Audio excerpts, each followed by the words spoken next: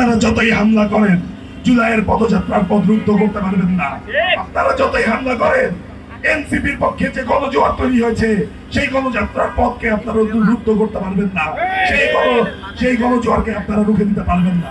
Fascist খুনি আওয়ামী লীগের সন্ত্রাসী বাহিনী, ছাত্রলীগ যুবলীগের সন্ত্রাসীরা বিভিন্ন জায়গায় ঘাপটি মেরে থেকে শহীদ পরিবারদের হেনস্থ করা, শহীদদের কবরে হামলা করা এবং আহত সহযোদ্ধাদের উপর হামলা চালিয়েছে। আপনারা যদি মনে করেন একটা ককটেল মেরে নাহিদ, আক্তার, সার্জিস, হাসনাত সহ জুলাইয়ের বিপ্লবীদেরকে ভয় দেখাবেন, তবে মনে রাখবেন এই আক্তার, এই নাহিদ, এই সার্জিস, এই হাসনাতরা হাসিনার বুলেটের সামনে, বোমার সামনে বুক পেতে দাঁড়িয়ে এই জুলাইকে সফল করেছে।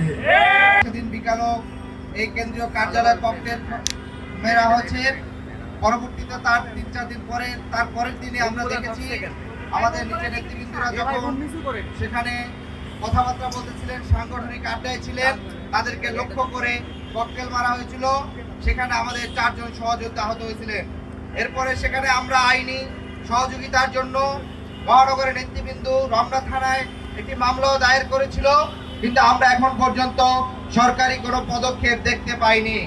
শুধু জাতীয় নাগরিক পার্টি নয়, আপনারা জানেন গত 10 মাসে এই ফ্যাসিস্ট খুনি আওয়ামী লীগের সন্ত্রাসী বাহিনী, ছাত্রলীগ যুবলীগের সন্ত্রাসীরা বিভিন্ন জায়গায় ঘাপটি মেরে থেকে শহীদ পরিবারদের হেনস্থ করা, শহীদদের কবরে হামলা করা এবং আহত সহযোদ্ধাদের উপর হামলা চালিয়েছে। এখন তারা আমরা দেখতে পাচ্ছি ঢাকা ছাড়াও ঢাকার বাইরে বিভিন্ন জায়গায় তারা যারা আন্দোলনে নেতৃত্ব দিয়েছে, বিশেষ করে কুমিল্লা, সাভার বিভিন্ন জায়গায় আমরা দেখেছি যারা নেতৃত্ব দিয়েছে সামনের থেকে তাদের উপরে হামলা হয়েছে। এবং এরই ধারাবাহিকতায় এখন তারা এই মুহূর্তে যেহেতু অভ্যুত্থানের জায়গা থেকে গঠিত হয়েছে জাতীয় নাগরিক পার্টি, এই অভ্যুত্থানের আকাঙ্ক্ষা, অভ্যুত্থানের স্পিরিট ধারণ করে অভ্যুত্থানে যারা অংশগ্রহণ করেছে তাদের একটি রাজনৈতিক শক্তি আকারে যখন হাজির হচ্ছে, তখন সেই গতিপথে বাধা দেওয়ার জন্য, গতিপথ রুদ্ধ করার জন্য আজকের এই হামলা করা হচ্ছে। আমরা স্পষ্ট করে বলতে চাই, জুলাই অভ্যুত্থানে যারা অংশগ্রহণ করেছে তারা মৃত্যুর ভয়কে উপেক্ষা করে বুলেটের সামনে দাঁড়িয়ে তারা এই বাংলাদেশে দাঁড়িয়েছে, সেই ফ্যাসিস্ট খুনিকে বিদেশে যেতে বাধ্য করেছে।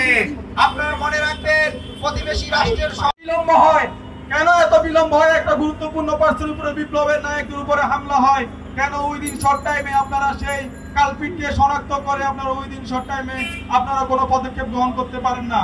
আপনাদের এই নির্লিপ্ততা, আপনাদের এই নিষ্ক্রিয়তা আমাদেরকে অত্যন্ত উদ্বিগ্ন করে।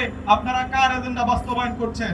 আমরা বলে দিতে চাই, বিশেষ করে ঢাকা মহানগর দক্ষিণ এনসিপি আপনাদেরকে আবারও উদাত্ত আহ্বান জানায়, অতি অল্প সময়ের মধ্যে এই যারা এই তারুণ্যের যে নতুন অগ্রযাত্রা, যারা 64টি জেলায় আমাদের কেন্দ্রীয় নেতৃবৃন্দ যেভাবে সফর শুরু করেছে এবং সেই সফরকে কেন্দ্র করে সারা বাংলাদেশের সকল শ্রেণী পেশার মানুষ এই নতুন রাজনৈতিক অগ্রযাত্রায় সামিল হচ্ছে।